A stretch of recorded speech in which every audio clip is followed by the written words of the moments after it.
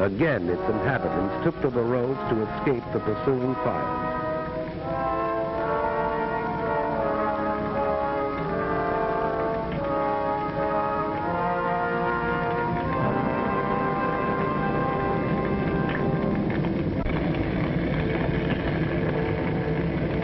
The cathedral crashed in flames.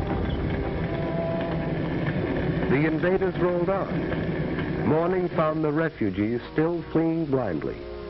Reputable observers said these refugees were machine gunned from the air. There is no photographic evidence of this. And this is what they fled. The Nazi machine moved on, and after a day's destruction, paused only to sleep.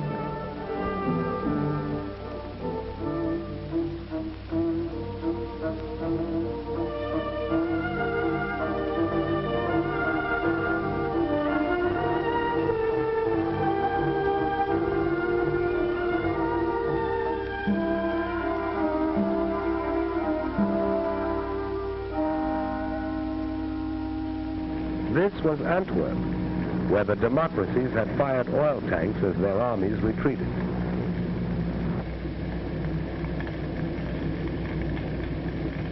The improvised Allied defense collapsed.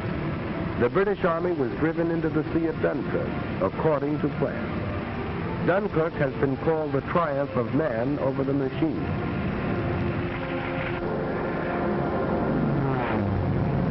To challenge the Die Bombers, Spitfires rose from British bases and fought for the domination of the air over the desolate beach, while ground forces continued a stubborn rear guard action.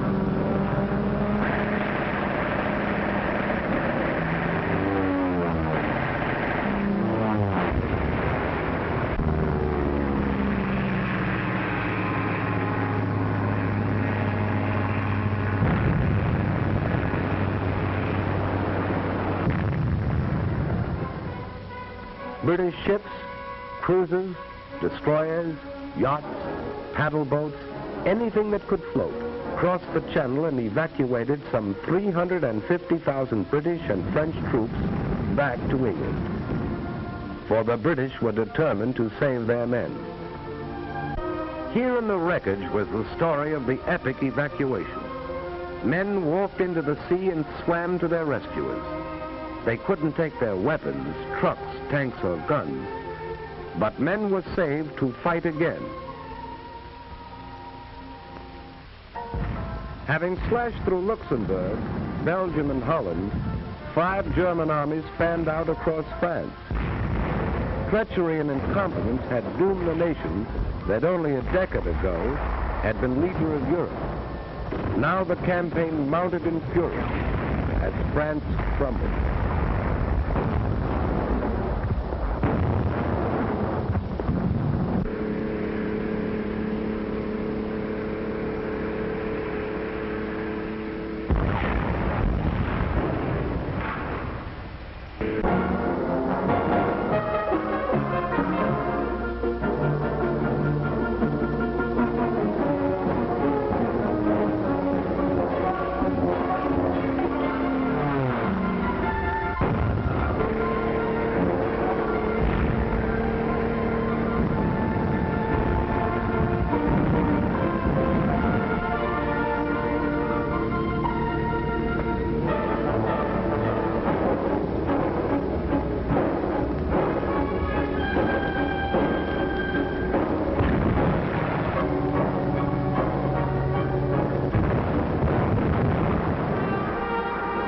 On June 10th, 4 days before France fell, Mussolini entered the war. He had waited until that moment to make his decision. And now the Nazis entered Paris.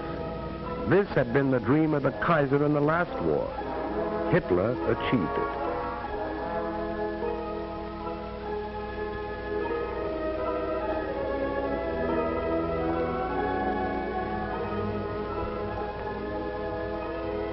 And the Maginot Line was still there.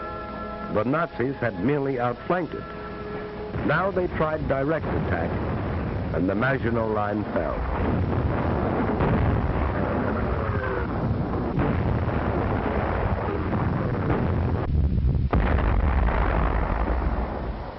First World War had ended officially in this railroad car, where Marshal Foch had received the delegates of the vanquished Germans. Hitler commandeered the car for what he believed was the end of the Second World War.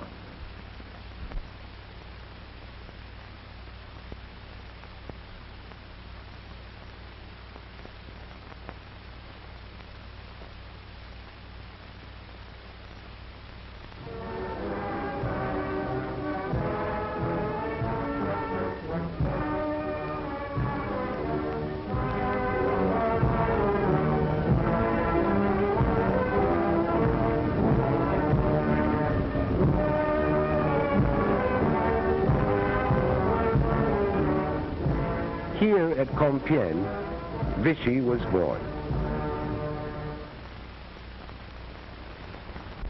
Hitler was happy.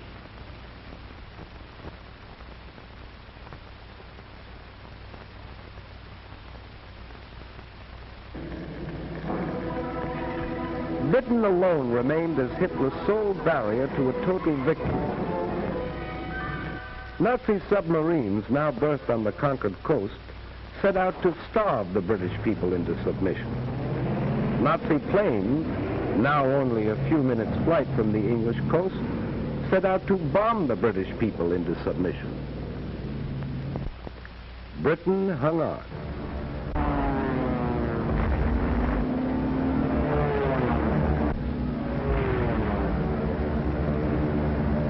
They bombed railroads and factories to disrupt transportation and war production. They bombed by day, and when the Royal Air Force smashed more than 180 of the bombers out of the sky in one session, they bombed by night. The face of London changed. Historic landmarks disappeared. Night after night, London was left a sea of fire.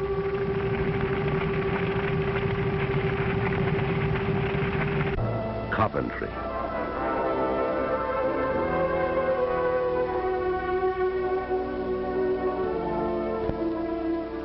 Air armadas appeared over these cities through the fall and winter of 1940 and well into the spring of 1941. Wreckage was cleared and production continued. A new army was created, equipped with new weapons. And Hitler, frustrated, turned east. If this were to be a long war, he would need Russian oil and Russian wheat. So he proclaimed himself anew the archenemy of communism, despite his earlier plea to the German people that National Socialism and communism could live side by side. Now he told them he didn't mean what he said before, but he did mean what he said before that. Military spokesmen in Berlin said the Red Armies would be encircled and destroyed within 6 weeks. Its remnants would retreat back of the Urals. There the Japanese could deal with them at the proper time. Joseph Stalin rallied the Russian people. Soldiers and civilians, responding with a unanimity that amazed a world that had heard much and knew little of them, rose to repel and harry the invaders.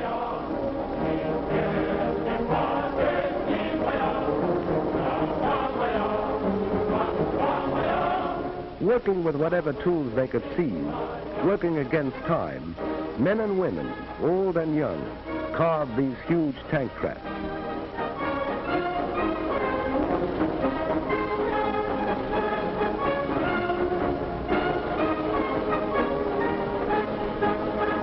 Weapons were distributed to civilian guerrillas assigned to operate back of enemy lines. Anti-aircraft guns swung into place to battle Luftwaffe advance units.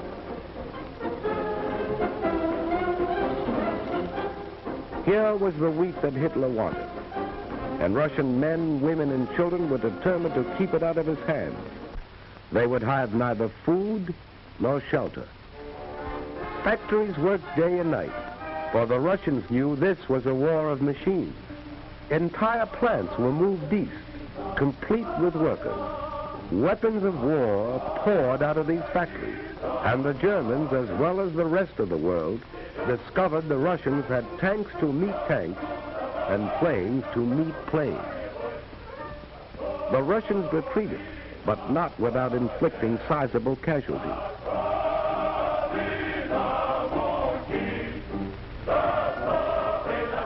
German prisoners captured seemed shocked at the ruthless opposition they encountered. It had been different in France.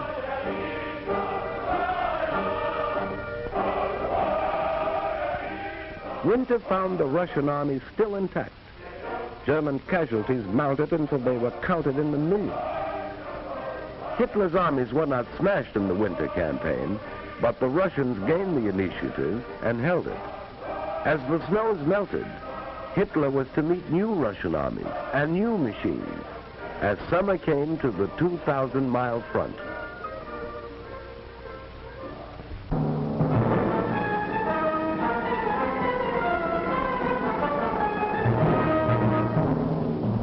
We were not sufficiently on the alert in Hawaii. The Japanese won a series of spectacular victories in the Pacific. Under General Douglas MacArthur, American and Filipino forces fought a fabulous delaying action in the Philippines. Manila was bombed, although it was declared an open city. Because of vast distances, it was impossible to send supplies or reinforcements, and Bataan fell, only when Americans and Filipinos had eaten their mules.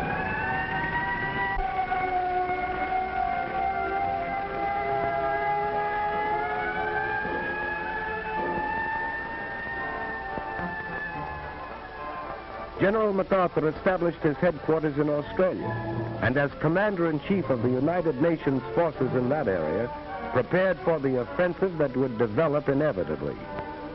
For despite setbacks, we had established a supply chain 6,000 miles across the Pacific that stretched to New Zealand.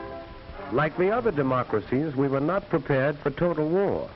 Fortunately, under the Lend-Lease Act of March 1941, we had set out to become the arsenal of the free and fighting nations. We were determined to supply them with our war goods, whether they could afford to pay or not. We were buying time. Time to convert the industries of peace into war. Time to make ships, merchant ships and warships. Time to make planes and more planes, bombers and fighters, faster, more powerful than any the world had ever seen. Time to make guns, and more guns, shells, and more shells, tanks, and more tanks. Time to gather the huge strength which was ours, to pour the great riches of American earth into the cauldron of war. Iron, steel, oil, coal. Time to build a navy called upon to fight in both oceans and upon all the seas, to convoy men and weapons to Australia, to Britain, to the Middle East, to Russia. A navy that had already undertaken daring raids upon the Gilbert and Marshall Islands and braved Japanese waters, and had taken a heavy toll of the invading forces in the Makassar Straits, and had won the first battle in the Coral Sea. Time to expand a miniature professional army into a modern war machine. Time to take civilians gathered in a peacetime conscription while we were still debating. To mold them into soldiers. Train them in the use of new weapons, new tactics. And we were buying time to weld the home front and the fighting front into one. For this was total war, and we realized victories were born in the production line. We needed more ships, more planes, more tanks, more guns, more shells. We were not fighting alone. 9 of the Pan-American neighbors severed diplomatic relations with the Axis. Colombia, Bolivia, Brazil, Ecuador, Mexico, Paraguay, Peru, Uruguay, and Venezuela. At this time, the issue is clearly drawn. There can be no peace until Hitlerism and its monstrous parasites are utterly obliterated, and until 9 of the Pan-American nations declared war upon the aggressors. Cuba, Costa Rica, the Dominican Republic, El Salvador, Guatemala, Haiti, Honduras, Nicaragua, and Panama. Mexico joined these nations in June 1942. We were not fighting alone. Even in the conquered countries, the will to fight survived. Dutch, Belgians, Yugoslavs, Greeks, Czechs, Filipinos, Poles, Norwegians, free Frenchmen, all fought with us on the far-flung battlefield. Australians, New Zealanders, South Africans, Canadians. We were not fighting alone. In this war of the people seeking a world without war for their children.